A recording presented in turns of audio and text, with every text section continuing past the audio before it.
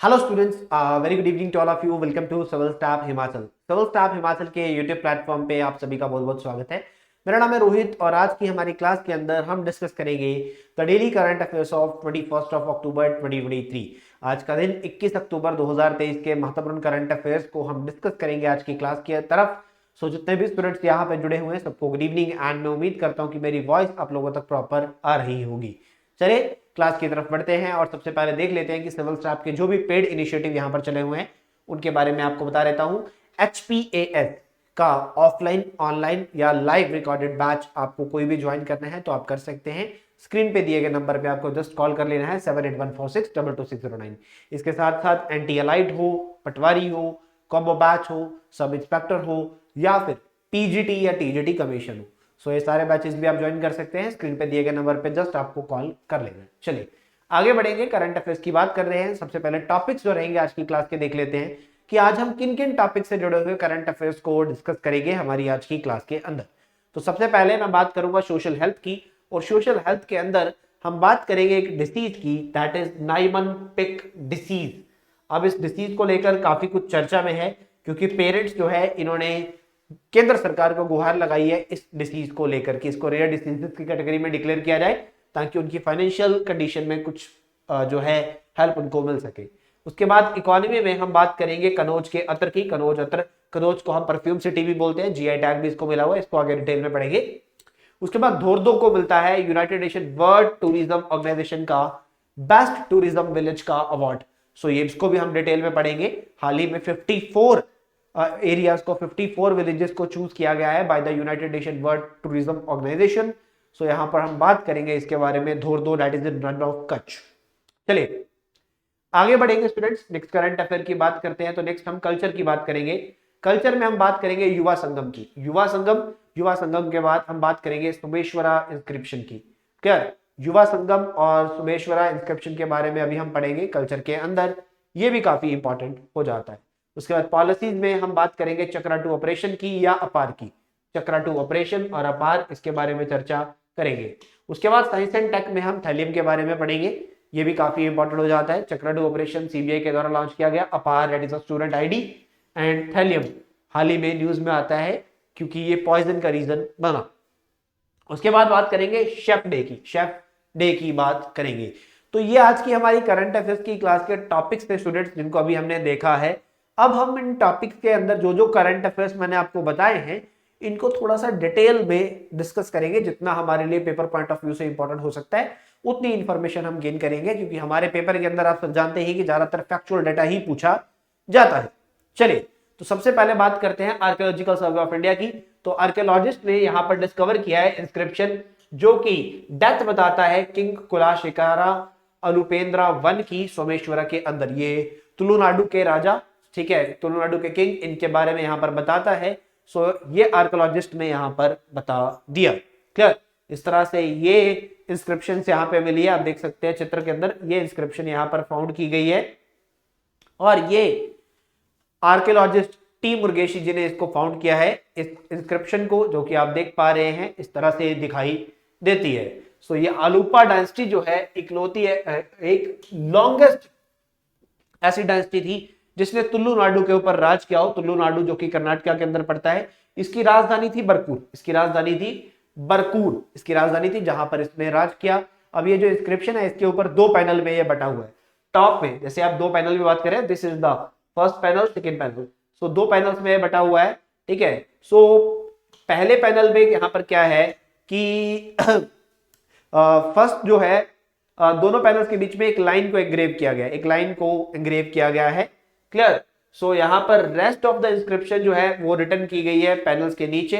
जैसे कि आप देख पा रहे हैं कि पैनल्स के नीचे यहाँ पर लिखा गया है सारा कुछ, ये यहाँ पर डन किया गया है। क्लियर, ये यहाँ पर लिखा गया है और जो लैंग्वेज है इसमें 12वीं शताब्दी की यूज की गई है और अनुपेंद्रा वन के बारे में, उसकी डेथ के बारे में लिखा गया है। तो ह्यूमन फिगर्स जो कि चित्र में दिखाई दे रही है, that is represent the Kulasekara अनुपेंद्रा की ही अपनी फोटो है ये। तो सोमेश्वरा इंस्क्रिप्शन जो है ये बहुत ही सिग्निफिकेंट है और तुलावा हिस्ट्री और कल्चर की सिग्निफिकेंस को ये बताता है। अब इस राजा के बारे में बात करते हैं, दैट इज कुलाशेखरा अनुपेंद्रा वन। ये जो राजा थे ये फेमस राजा रहे हैं अनुपास के साउथ कनारा के ऊपर, साउथ कैनरा में। और अलुपंद्रा वन जो है इसने तुलुनाडु का इलाके के ऊपर राज किया 1156 से लेकर 1215 एडी तक, और अपने बहुत सारे रिकॉर्ड्स के कारण ये जाना जाता था। एंड इसने एक नया शहर बनाया था सॉरी मंगलुरु के अंदर, मंगलुरु डिस्ट्रिक्ट के अंदर, दैट इज कुलाशिकारा। कुलाशिकारा नाम का शहर जो है वो इसने बसाया था, that's why it is very very important. और इसने बहुत सारे रूल्स भी बना दिए थे, रेगुलेशंस बना दिए मंदिर के अनुशासन के लिए, मंदिर एडमिनिस्ट्रेशन के लिए बहुत सारे रूल्स एंड रेगुलेशन बनाए गए। और ये पहले राजा थे जिसने रॉयल पॉर्ट्रेज दिया था तुलु लैंग्वेज को और उसके कल्चर को, क्लियर। और कैपिटल्स हो, मंगलुरु हो, बारकुरु हो, यहाँ पर राज करते हुए ये आगे बढ़े। और इन्होंने एक पैलेस भी बनवाया था जिसका नाम, जो कि भुवनेश्वरिया के नाम पर बनाया गया था, जो कि बनाया गया कुलाशिकारा, जो शहर इन्होंने बसाया उसके अंदर। अब सोमेश्वर मंदिर की बात करते हैं तो सोमा कल्ट जो है इसकी शुरुआत, इसका फाउंडेशन वन सोमा शर्मा के द्वारा किया गया था, और जो कि गुजरात में थी 11वीं शताब्दी के अंदर। और सोमेश्वरा टेम्पल जो है सोमेश्वरा में, इसको बनाया गया था कुलाशिकारा अलुपेंद्रा के टाइम पे, in honour of the Soma and नवदुर्गास। एंड इंडिपेंडेंट नवदुर्गा स्कल्पचर भी यहाँ पर लगाए गए हैं, that is in the sitting poster, जो कि टेम्पल में मिलते हैं। सो ये इंस्क्रिप्शन के बारे में अभी हमने पढ़ा है कल्चर के अंदर। अब हम आगे बढ़ेंगे, बात करते हैं अपार ID, that is one nation one student ID. देखिए पहले सरकार ने एक देश एक आइडेंटिफिकेशन बनाया, यानी कि आधार कार्ड भारत के सिटीजन्स का बनाया, एक पर्सन एक ID proof, unique ID proof.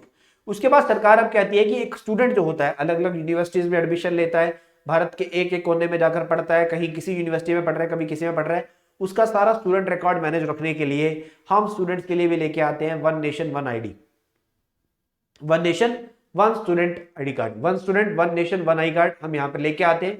तो स्टूडेंट्स के लिए भी आई कार्ड यहाँ पर बनाए जाएंगे, 12 डिजिट का एक सीरियल नंबर यहाँ पर दिया जाएगा, और ये किया जाएगा स्टूडेंट्स के पेरेंट्स से कंसेंट लेने के बाद। जी हाँ, स्टूडेंट्स के पेरेंट्स से कंसेंट लेने के बाद ही उसकी आईडी जो है बनाई जाएगी। तो सेंट्रलाइज कर दिया जाएगा सारा का सारा एकेडमिक डाटा, चाहे डिग्रीज हो, स्कॉलरशिप्स हो, रिवॉर्ड्स हो, इन सबको। प्राइमरी गोल्स तो यही है, अपार कार्ड बनाकर जो एकेडमिक डाटा की कंसोलिडेशन हमें करनी है, यूनिक आइडेंटिटी कार्ड रहेगा, 12 डिजिट का नंबर होगा, और ट्रांसफर जो है स्टूडेंट्स एक स्कूल से दूसरे स्कूल, एक यूनिवर्सिटी से दूसरी यूनिवर्सिटी बहुत आसानी से जा सकेगा। डिजिटल रिकॉर्ड भी मैनेज रहेगा, और life long academic ID card ये बनकर रह जाएगा। अब पेरेंट्स जो है इनसे अप्रूवल लिया जाएगा, पेरेंट्स का कंसेंट जरूरी है, पेरेंट्स कंसेंट को विड्रॉ भी कर सकते हैं किसी भी वक्त। स्टेट एजुकेशन डिपार्टमेंट जो है एजुकेशनल इंस्टीट्यूशंस को डायरेक्शंस देंगे कि आप मीटिंग्स जो है टीचर और पेरेंट्स की रखेंगे 16 अक्टूबर से लेकर 18 अक्टूबर तक, जिसमें इस आईडी कार्ड के बारे में आप उनको बताओगे, और टीचर्स जो हैं ये स्टूडेंट्स के ब्लड ग्रुप वगैरह, हाइट, वेट, ये सब यहाँ पर अपार कार्ड के लिए जनरेट करेंगे। ये यहाँ पर डाटा रखा गया है, काफी महत्वपूर्ण हो जाता है अपार आईडी। और इसी अपार आईडी को अलाइन किया गया है नेशनल डिजिटल एजुकेशन आर्किटेक्चर के द्वारा, और ये जो नेशनल डिजिटल एजुकेशन आर्किटेक्चर है इसकी शुरुआत 2021 में की गई थी न्यू एजुकेशन पॉलिसी ऑफ 2020 के तहत। चलिए स्टूडेंट्स आगे मूव ऑन करते हैं नेक्स्ट करंट अफेयर की तरफ। नेक्स्ट करंट अफेयर क्या कहता है, युवा संगम के लिए ऑनलाइन रजिस्ट्रेशन जो है शुरू हो चुकी है फेज 3 के लिए, एक भारत श्रेष्ठ भारत स्कीम के तहत। ठीक है, एक भारत श्रेष्ठ भारत स्कीम के तहत यहां पर ऑनलाइन रजिस्ट्रेशन जो है युवा संगम के फेज 3 के लिए शुरू हो चुकी है। सो युवा संगम जो है एक इनिशिएटिव है भारत सरकार का, जो कि पीपल टू पीपल को कनेक्ट करने का काम करता है, लोगों को आपस में जोड़ता है। अलग अलग राज्य में भाषा में, अलग अलग राज्यों में भारत देश के अंदर रहने वाले लोग अलग अलग भाषा बोलते हैं, उनको आपस में जोड़ना, मिलजुल कर भारत देश में रहना, भाईचारे को बढ़ाना, एक भारत श्रेष्ठ भारत मजबूत करना। सो जो भी यूथ इंटरेस्टेड है 18 से 30 साल की आयु में है, स्टूडेंट्स मेनली, एनएसएस के वर्कर्स हो, वॉलंटियर्स हो, सेल्फ एम्प्लॉयड पर्सन हो, ये सब रजिस्टर कर सकते हैं युवा संगम के लिए और पार्ट ले सकते हैं आने वाले इस फेज के तहत, फेज 3 में। युवा संगम, इसके बारे में मैंने आपको पहले बताया कि ये एक भारत श्रेष्ठ भारत के अंदर लॉन्च किया गया था, that is under the National Education Policy of 2020। Clear. So एक कल्चरल एक्सचेंज प्लेटफॉर्म यहाँ पर लॉन्च किया गया भारत देश में डाइवर्सिटी को बढ़ाने के लिए और आगे बढ़ने के लिए। युवा संगम जो है ये एक्सपोजर टूल्स लेके आता है यूथ के लिए, जिसके चलते हुए यूथ अलग अलग एरियाज में ट्रैवल करता है, वहां का कल्चर समझता है, वहां के लोगों से मिलता है, जुड़ता है। और मल्टी डायमेंशनल एक्सपोजर जो है 5 ब्रॉड एरियाज में दिया जाता है, पहला है टूरिज्म, जिसको हम पर्यटन बोलते हैं, उसके बाद परंपरा, ट्रेडिशन, डेवलपमेंट, प्रगति, परस्पर संपर्क, people to people connect, and प्रौद्योगिकी यानी कि टेक्नोलॉजी। इन सभी को एहसास करवाना, इन सभी के साथ जुड़ना, इन सभी को लेकर आगे बढ़ना। सो यूथ जो है 5 से 7 दिन के लिए अदर स्टेट्स में विजिट करेंगे और वहां पर एक्सपीरियंस करेंगे कि किस तरह से उनको चीजें फेस हो रही है, किस तरह से लग रहा है। और युवा संगम जो है काशी तमिल संगम के मॉडल पर ही ऑर्गेनाइज किया जा रहा है। सो चलिए आगे बढ़ेंगे अगले करंट अफेयर की तरफ।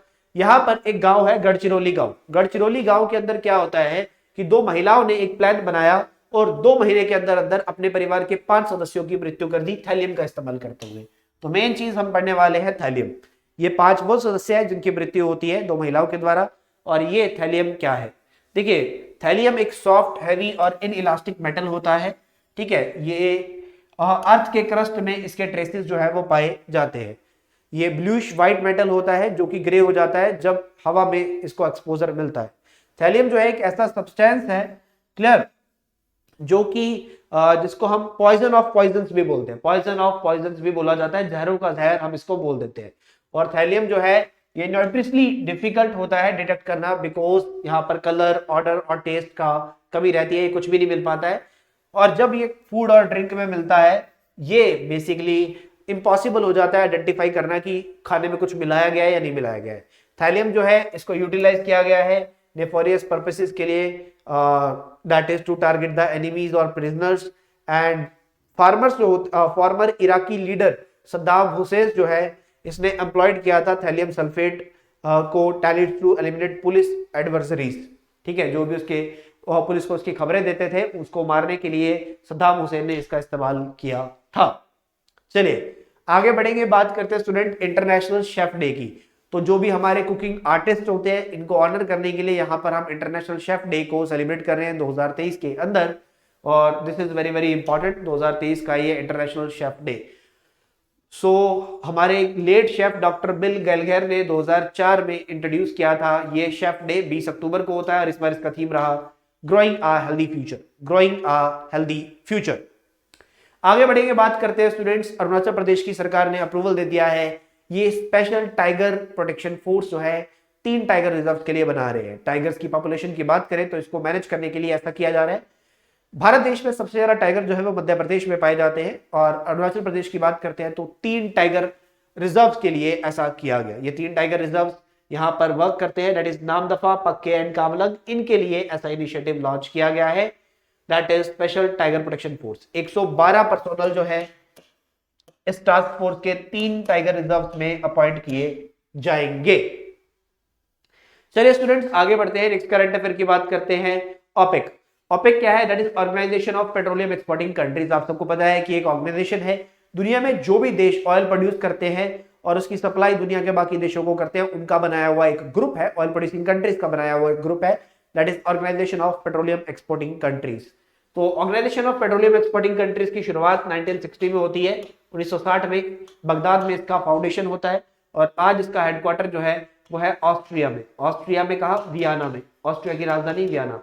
13 देश इसके मेंबर है, 13 countries are the member of the OPEC. Clear? So OPEC क्या कहता है? ओपेक कहता है कि भारत का अभी जो है गैस शेयर जो है, गैस का शेयर जो है अपने टोटल एनर्जी में वो है 5.78% और इंडिया ने टारगेट किया हुआ था कि 2030 तक ये 15% हो जाएगा। सो बेसिकली ओपेक कहता है ऐसा नहीं होगा। ओपेक का कहना है कि भारत 10.6% पे पहुंचेगा 2045 तक। 2045 तक। तो ये रिपोर्ट यहां पर कहती है और ये मेंबर है ओपेक के Algeria, Angola, Congo, Equatorial Guinea, Gabon, Iran, Iraq, Kuwait, Libya, Nigeria, Saudi Arabia, UAE और वेनेजुएला।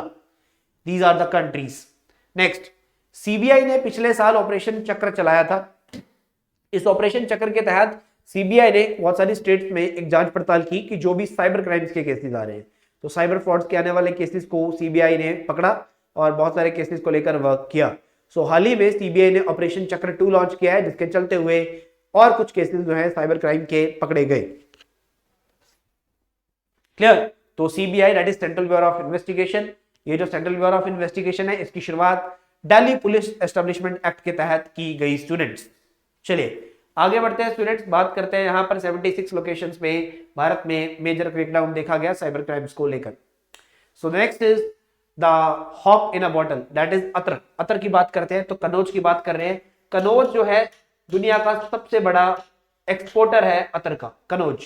और सॉरी कनौज नहीं बोलूंगा, भारत देश बोलूंगा। India is the world largest exporter of attar. और भारत देश के अंदर हम कनौज की बात करते हैं तो कनौज को परफ्यूम सिटी भी बोला जाता है। सो अतर जो है ये फ्लावर्स को और हर्ब्स को एक्सट्रैक्ट करके बनाया जाता है सैंडलवुड ऑयल के बेस के अंदर। तो कनौज को हम परफ्यूम सिटी बोलते हैं और यहाँ पर कनौज के अंदर अतर को जीआई टैग भी मिला हुआ है, अतर को जीआई टैग भी मिला हुआ। नेक्स्ट इज भारत का धोर्दो गांव। धोर्दो जो है ये रन ऑफ कच्छ में पड़ता है गुजरात के अंदर।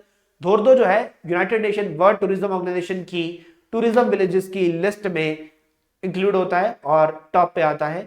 54 बेस्ट टूरिज्म विलेजेस जो है united nation world tourism organisation ने लिस्ट किए, जिसमें धोर्दो भारत का ढोर्डो गांव जो है यहाँ पर इस लिस्ट में आ जाता है। भारत का ढोर्डो गांव इस लिस्ट में आ जाता है, रन ऑफ कच्छ में पड़ता है, ये ध्यान रखिएगा ये गांव जो है। क्लियर, यहाँ पर रण उत्सव भी ऑर्गेनाइज किया जाता है। बात करें united nation world tourism organisation की, इसकी शुरुआत 1975 में होती है। इसका हेडक्वार्टर मैड्रिड स्पेन के अंदर है, मैड्रिड स्पेन के अंदर है। सो ये दुनिया में टूरिज्म को प्रमोट करने के लिए वर्क करती है organisation, united nation world tourism organisation. Next is the Niemann Pick rare disease. देखिए कुछ पेरेंट्स ने, कुछ बच्चे जो कि इस डिसीज से जूझ रहे हैं, उनके पेरेंट्स ने यहाँ पर केंद्र सरकार को एक लेटर लिखा, गुहार लगाई कि आप ये जो डिसीज है नेमन-पिक डिसीज, इसको रेयर डिसीजेस की कैटेगरी में इंक्लूड कर लो। That is the National Policy for Rare Diseases के अंदर इसको इंक्लूड कर लिया जाए। अब ये क्या होता है? So Niemann Pick disease is a group of inherited metabolic disorders जो कि हमारी बॉडी में एबनॉर्मल कर देते हैं अमाउंट ऑफ लिपिड्स, जैसे कि fatty material, waxes, oil, cholesterol, और बनाते हैं क्या, कहां पर? ब्रेन में, स्प्लीन में, लिवर में, लंग्स में, बोन मैरो के अंदर। अब सिम्टम की बात करता हूं तो सिम्टम क्या हो जाते हैं?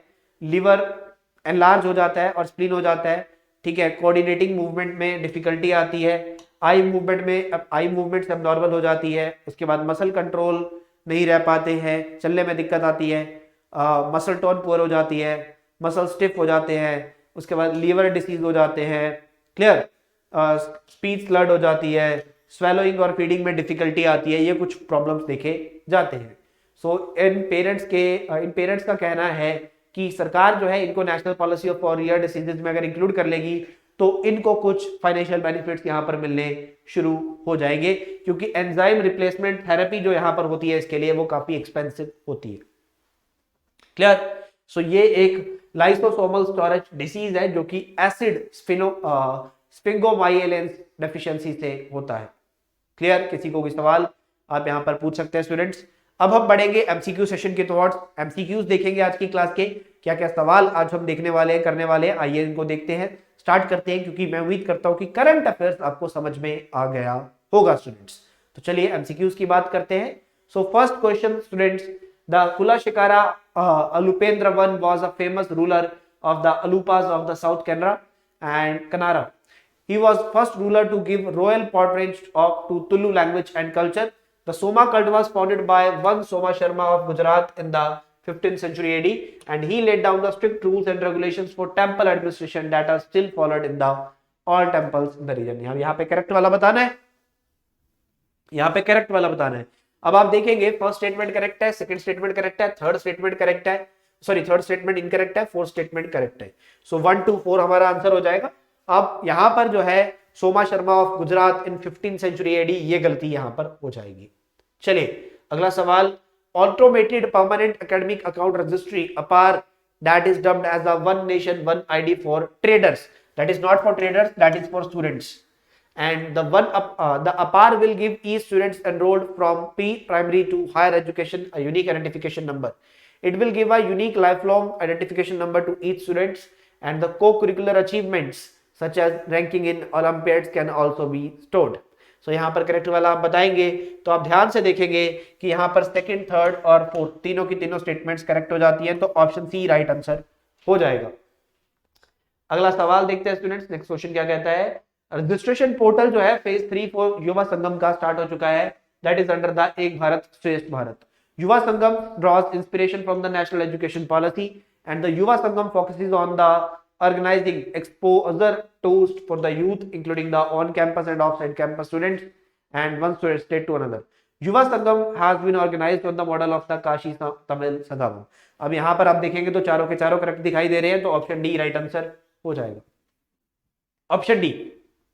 Next, the thallium is a soft, heavy and inelastic non-metal, and it is found in trace amount in the earth crust, and it is often referred to as the poison of poisons. Thallium is very easily detected. Clear? अब यहाँ पर अगर आप देखेंगे तो आपका जो है स्टेटमेंट्स को अगर हम ध्यान से देखते हैं तो देखिए, yes it is poisons of poisons, and ये इसको ट्रेस किया जाता है अर्थ क्रस्ट के ऊपर. इतनी सी बातें तो ठीक हो जाती है. बट थैलियम को जब हम डिटेक्ट करने की बात करते हैं तो ये भी हो जाता है, बट ये नॉन मेटल नहीं मेटल है. तो तीनों स्टेटमेंट्स यहाँ पर करेक्ट हो जाएगी, सेकंड, थर्ड, फोर्थ. तो ऑप्शन बी राइट आंसर हो जाएगा. नेक्स्ट क्वेश्चन की तरफ बढ़ते हैं स्टूडेंट्स. नेवनपिक डिसीज एक रेयर जेनेटिक डिसऑर्डर है जो कि बॉडी की एबिलिटी को इफेक्ट करता है metabolise cholesterol and other fats.